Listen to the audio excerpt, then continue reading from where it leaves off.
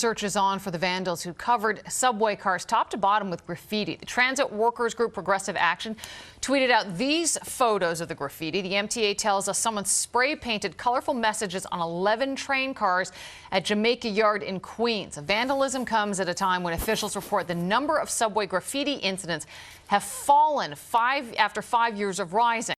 It was just 1 week ago that the MTA told us a subway train that had been painted with graffiti was an isolated incident. But today we learned vandals have been able to get access to many more trains.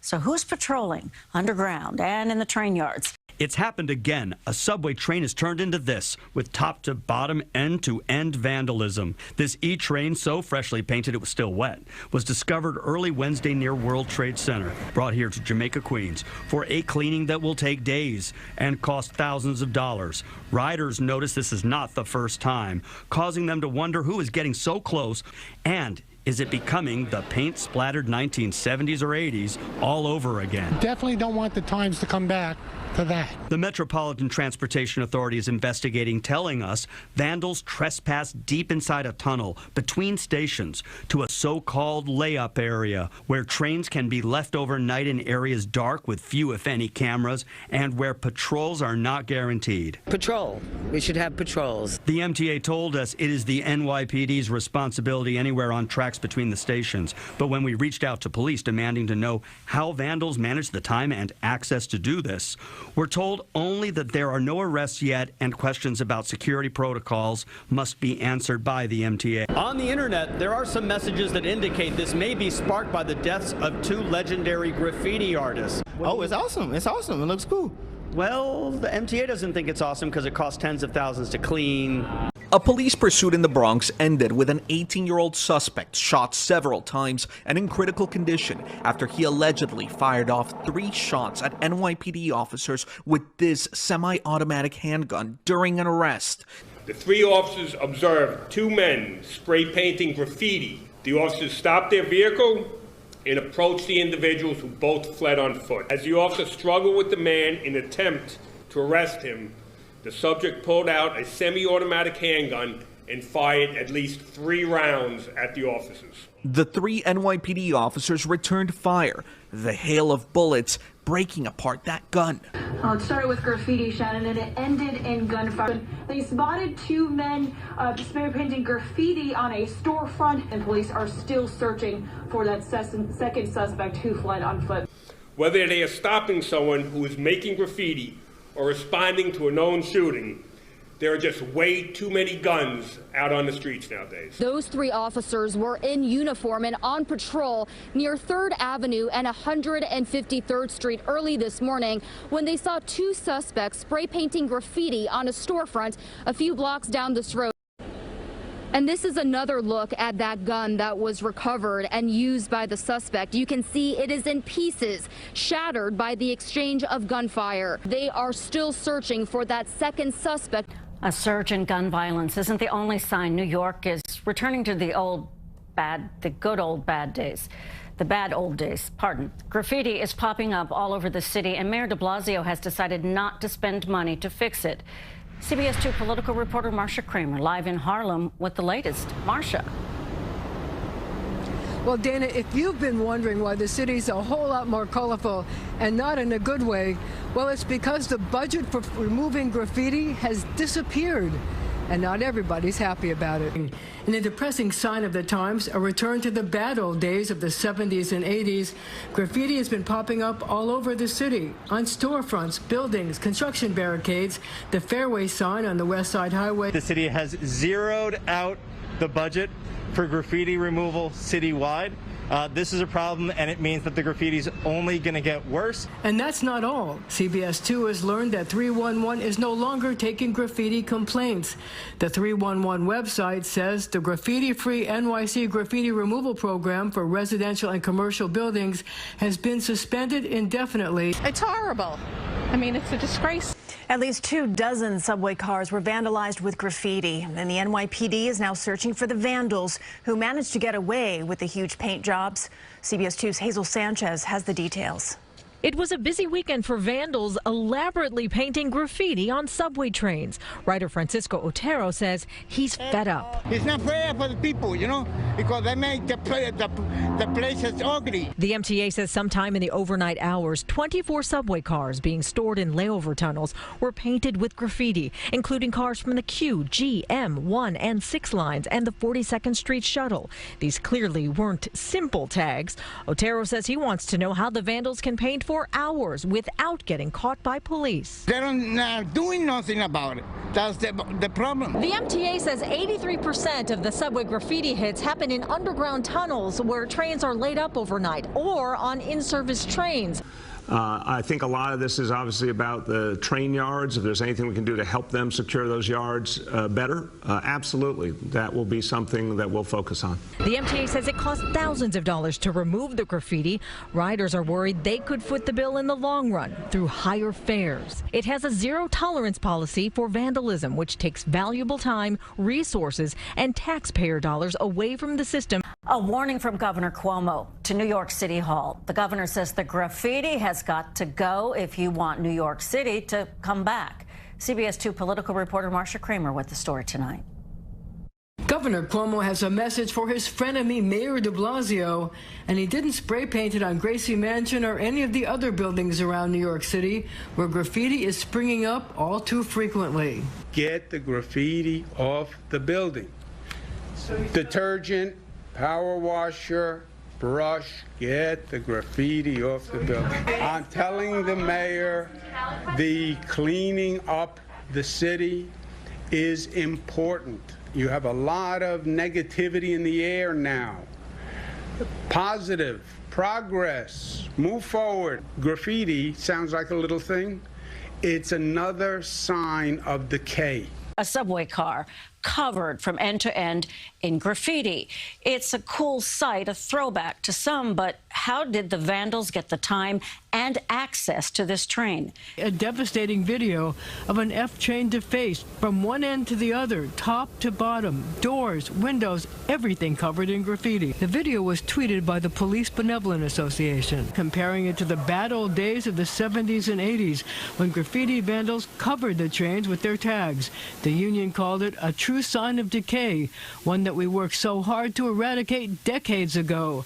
The taggers had plenty of time to cover this entire train because they know there are no more consequences. Hashtag back to the future. The F train was found over the weekend while out of service on a side track at the Church Avenue station in Brooklyn, even though a sign warns do not enter or cross track. When a train rolls out and looks like this, it gets attention and gets cleaned. The New York City Police Benevolent Association tweeted this video of a train at Church Avenue in Brooklyn. Quote, major graffiti incidents are extremely rare today, thanks to strong deterrence measures by both the New York City Transit Department of Security and the NYPD. I do think it's a problem that we don't have enough presence actually on the trains. You know, look at that graffiti, that vandal put up that message, anarchy. I'm going up there and I'm painting that over. Can you imagine we allow that? Cops have to go up and down and look at that? I'm going to undo the vandalization and paint it white.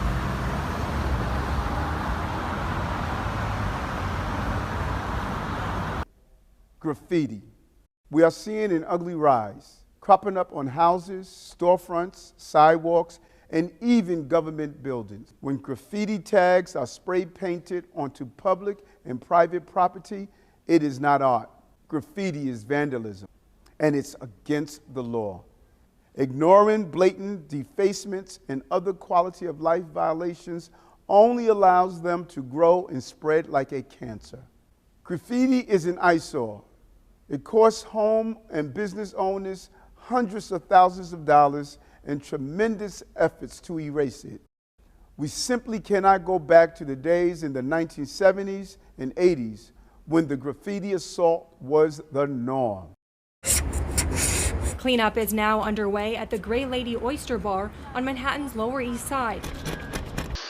the tagger caught on camera spray painting away back in the beginning of February. Today, Police Commissioner Shea and other NYPD top brass announced a new graffiti removal initiative on a block that desperately needs help. You tell us where we need to clean, and let's do it together. The department says you can email them and request graffiti cleaning. Then on April 10th, cadets, auxiliary officers, and community members will come together to get the job done. The NYPD citing more than 6,000 vandalism complaints last year. Chief of Community Affairs Jeffrey Madry excited for the work to begin. This is going to be a tremendous effort of cops and community working together. The program is set to continue on after next month's kickoff, giving hope to those who need it most. Justine Miller, News 12. The NYPD is launching a new campaign to combat a huge increase in graffiti across the city, but there's no money for it. So the city is asking for New Yorkers for help. CBS 2's Andrea Grimes live on the Upper East Side to tell us what the NYPD needs. Andrea? Well, Dana, the NYPD says last year they got more than 6,000 complaints about graffiti, either with paint or etchings with some type of object. While police say they are dealing with a spike in shootings in the city, they're also dealing with a spike in graffiti. Drive around the 5 boroughs of New York City and you'll easily spot it. Graffiti everywhere, from Manhattan to Long Island City, Queens, to this near Yankee Stadium in the Bronx. Surveillance video caught at least one of the vandals last month. Police Commissioner Dermot Shea says he's noticed a spike in graffiti. New York City needs a little sprucing up here today, so that's exactly what we aim to do. The NYPD has announced a new graffiti cleanup campaign kicking off Saturday, April 10th with a citywide cleanup day. We're asking for help from community business leaders, just anyone that's here in New York City, whether you live here or do business here. Come out and help us on April 10th. Last summer, CBS 2 reported there is no money in the city's budget for graffiti cleanup, but Governor Cuomo warned the tags need to go if the city expects to recover. The commissioner says they've been planning this campaign for months. While many are happy to hear about the program, others believe the graffiti should stay put. I love it. It brings back the early 80s and 90s of New York. The NYPD says they're also trying to prevent graffiti from happening in the first place, especially with their Vandals task force team. NYPD expanding its community policing program to help fight graffiti. It has become a growing problem across the 5 boroughs since we went into lockdown, and Sharon Crowley shows us how officers are going to roll up their sleeves to help clean things up. I think it looks disgusting in our neighborhoods. It makes it look run down. These Brooklyn residents fed up with graffiti in their neighborhood. It's terrible, man. Want to get rid of it. Let New York City look like it used to be, clean. Lucky for them, the New York City Police Commissioner feels the same way. When you look around, Commissioner Dermot Shea announcing the department's new initiative in front of graffiti on the Lower East Side. His plan calls for a one-day cleanup of graffiti on New York City streets. it's been a tough year. This is about moving forward. It's about the recovery. It's about coming out together, cleaning up, and you know, that's the big statement we want to make. On Saturday, April 10th, police officers, community leaders, and volunteers will spend the day painting over graffiti in neighborhoods all over the city. We're going to clean up a lot of this graffiti that's really just all over the neighborhood and making it look bad. This initiative, they hope, will not just make New York streets look better, but might even make New Yorkers feel better. If a neighborhood is clean, you look good, you feel good, and you'll do better in your neighborhood. And this is just only the beginning. We'll be doing this all summer long, maybe not on this scale, but we'll be hitting different communities. Police commissioner or a few community people are going to take the first role, and then we're going to clean this wall up.